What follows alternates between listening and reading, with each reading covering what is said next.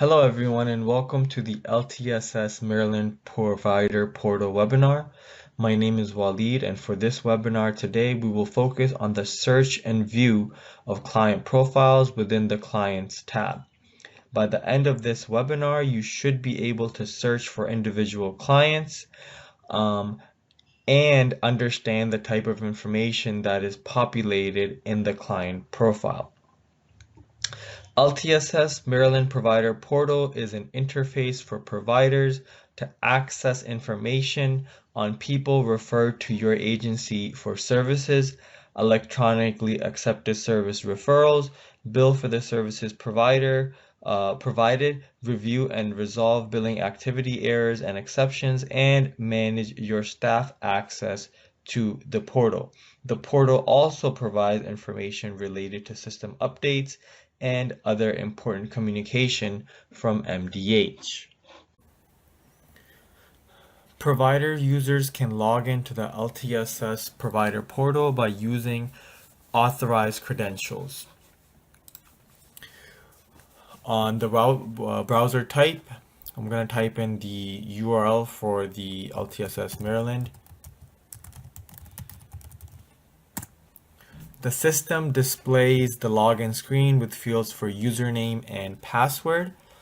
Enter your username and password.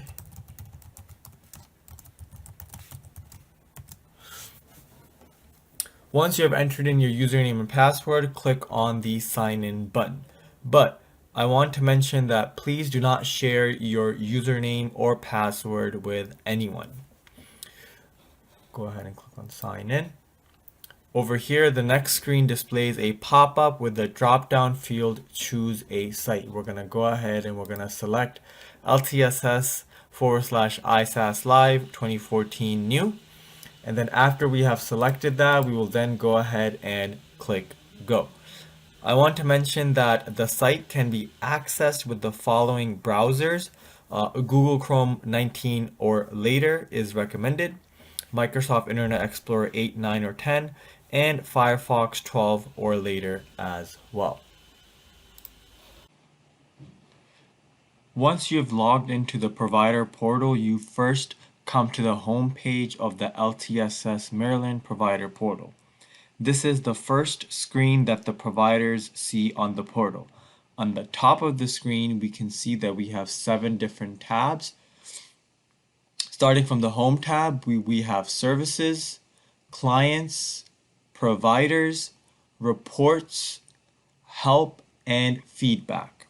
We will go through each one of these tabs throughout the webinar. I will briefly go over what the functionalities are for each of these tabs. As you can see, we're currently on the home page. So the home page displays announcements we can see here from MDH and pending tasks for the provider agency once logged into the provider portal. The Services tab is used to bill for services. You can view entered service details, resolve billing issues, and view MMIS claims and payments as well. The Clients tab is where you can view information on the person your agency serves. The Provider tab is where you can create accounts for your agency staff. This also includes adding your DSP staff information for using the ISAS EVV call-in system. The Reports tab is used to access standardized reports. The Help tab it allows you to access training materials, FAQs, help desk, and MDH contact information as well.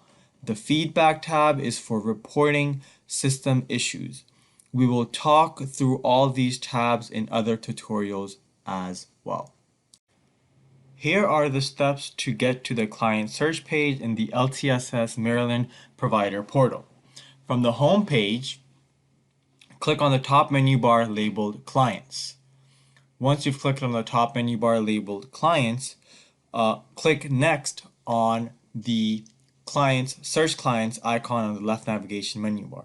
In the Clients tab of the LTSS Maryland Provider Portal, administrative, billing, and program staff from the provider agency can search for and view client profiles with person-specific information for people referred or currently receiving services.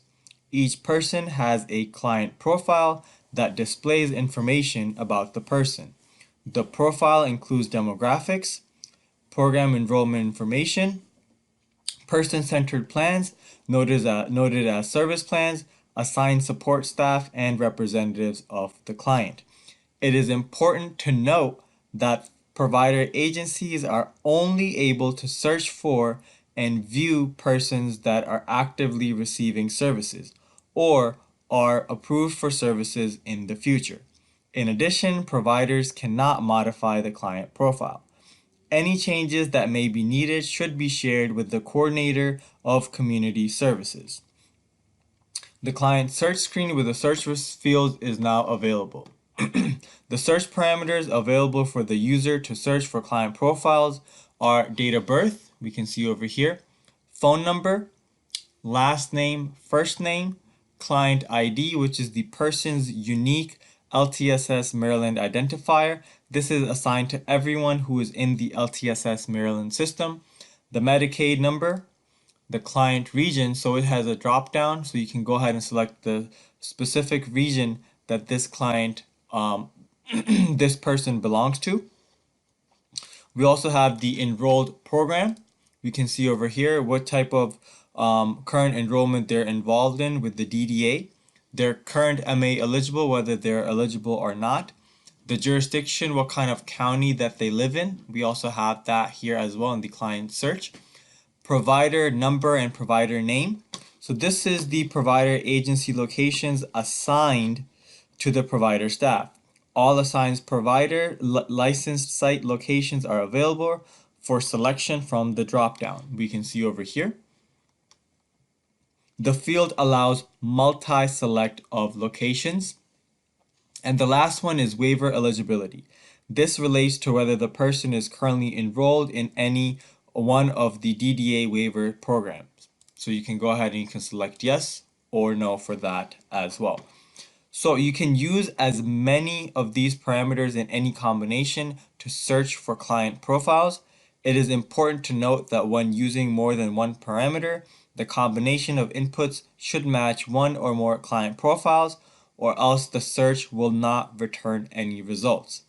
After entering the desired parameters, click Search at the bottom to filter the results. You'll be able to see the search results matching the criteria you have entered on the right side of the page. So I'm going to go ahead and enter in person's first name. So I clicked on the first name box here, and then I'm going to click on the search at the bottom. We can see that we have Kelsey that populated for us. So we can see after searching for persons, the list of client records with summary information is displayed on the right panel. This summary includes the details button on the bottom right of each client record, which I have identified right there. The profile information of the person can be viewed by clicking details on the person's record. So I'll go ahead and click on details. Once I've done that, the client information window opens with two major components listed on the left panel of the screen. The client profile, which displays information related to the person, and the service plans component that displays all authorized and approved service plans for the person. We will first discuss the client profile component. So we can see over here that the client profile has 5 sections, and each section is expandable and collapsible. So the first section that I'm going to go ahead and help you view or take a look at is the client demographic overview. This section calls out information related to the person's identification. So we can see all this client demographic overview of the person. The next we're going to go ahead and talk about is the address to receive services. This section displays the address on the profile where services are being rendered. The next one is waiver / program enrollment status. So we can see if they have any recent program history, it will be displayed here. Or if they have a special program code, you can also click on the caret and expand and collapse that section as well within the waiver program enrollment status. The next one is current assignment, so we can see who this belongs to, who the CCS coordinator is for this, and then if they have any representatives, we can go ahead and see their information here, and then their contact information is also displayed here as well. Now that we have covered the client profile, the next thing we're going to talk about is going to be the service plans. So over here on the left navigation bar, we can see under client profile, we'll click on service plans. So this is the second component on the profile, which is the service plans. And as mentioned earlier, this displays all service plans that have been approved for the client currently and those that have been approved for future dates. Person-centered plans, or PCPs that they're commonly referred to in the DDA, are called service plans across LTSSMaryland provider portal. From the person's client information window, providers can view service plans by clicking on the service plan tabs on the left. Select details under actions. So under actions, I'm going to go ahead and select details on each service plan to view the service plan listed out with sections. We will look at these sections next. Each section is expandable and collapsible here as well. So I'll click on details and it will take me right into that specific service plan. We can see that we are into the person-centered plan and details. So we can see that this is the same field under the service plan. So the first thing that we're going to take a look at in the detail section of service plans for this PCP is the client information. This includes information related to a participant's name, date of birth, age, client ID, the Medicaid number, and their current address as well. The next section we're going to talk about is plan details. So over here we can see this includes information related to the program type, meeting date, annual PCP date, create date, effective date, end date, plan type, whether the PCP was noted as an urgent request, and whether monthly CCS monitoring is required. Again, we can go ahead and collapse and expand this section as well. So we can click on the caret icon in order for us to do that. The next section is plan contact. So this includes information related to who to contact when you have questions. So we can go ahead and we can see that if we have anybody that we need to contact for that specific section, we can go ahead and contact them. The next one is summary. So this section presents the client's personality information as explained by themselves. This includes what they admire about themselves, what their interests are, people of importance in their life, best ways of communication, and the types of technology they use. The CCS coordinator captures this information with pre-designed questions. So we can go ahead and we can see that there is the summary section there as well. The next is outcomes. This includes information related to what the person's goals are and for which they are requesting your service to support their goals. So we can go ahead and click on that. Each PCP can contain multiple outcomes for which one or several services can be requested to support the goal. Providers will develop provider implementation plans based on the approved waiver service definitions, requirements, and limitations to support the person's noted outcome or goals. The next section we're going to talk about is service authorization. So over here we can see that these are the different service authorizations that there are for this PCP. This section includes displays the specific DDA services in a table authorized for the provider to provide for the client. Each provider agency is only able to view the services for the person that are being provided by your provider agency. You would not be able to see services that are being received from another provider agency. Unit-based, milestone, and upper pay limit services that are authorized for the provider agency are displayed in this section, which all of them are, as we can see here, under the billing unit section. For unit-based services, number of units such as hours, 15-minute increments are noted for each month and the authorized unit cost associated with it. For the milestone services, such as employment discovery and behavioral plans, and upper pay limit services such as assistive technology and enrollment modifications. A check is indicated for each month the service is being requested or can be provided within. Other information included in the service authorization table are the billing unit of the service, such as hourly, monthly, plan type, such as initial, annual, revised, and emergency, the effective date, annual plan service cost, due date for the service referral request, and the date for which the service date expires, after which the provider cannot take action.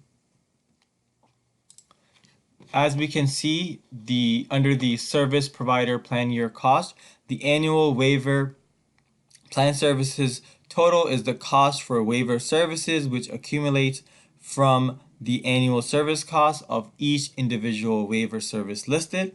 State funded services costs are listed in the DDA state only funded services total. These are displayed right below the service authorization table. We can see all that information here as well. We're going to go ahead and we're going to collapse this. The next section we're going to talk about is signature. When your agency accepts to provide services on the service plan, this section captures the signature document of the accepted service along with information about who accepted the service and the date and time when it was accepted. There's an electronic signature process that we will review in another short webinar. The signature document is a PDF copy of the signature page. Here, for your reference, this section also includes signature documents of the assigned CCS coordinator and of the person receiving services. So we can see here that the signature document is in a PDF format, which we can see is in the signature section of the Person Central Plan. Going to be the service plan workflow history. This section tracks the history of actions taken on this person's service plan. As you can see here, it notes the date the CCS submitted the PCP and the service plan approval date by the regional office. The next section we're going to talk about is going to be the provider acceptance workflow history. So over here, this section tracks the process of referring the service to your provider agency and when you accept it. As you can see, the date the CCS requested acceptance for the service. Your agency accepted the service on 5/20/2019, and we can see that information here as well.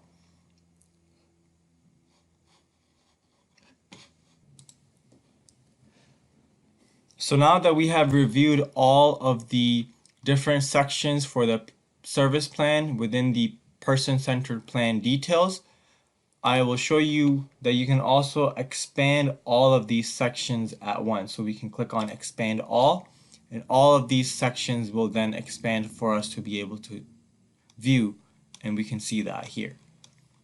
If we go ahead and click on collapse all these sections will collapse and they will go back into their regular format. So now that we have covered all of this information for the client, we're going to go ahead and click the white X up at the top right corner of the window to close out the client profile page and exit.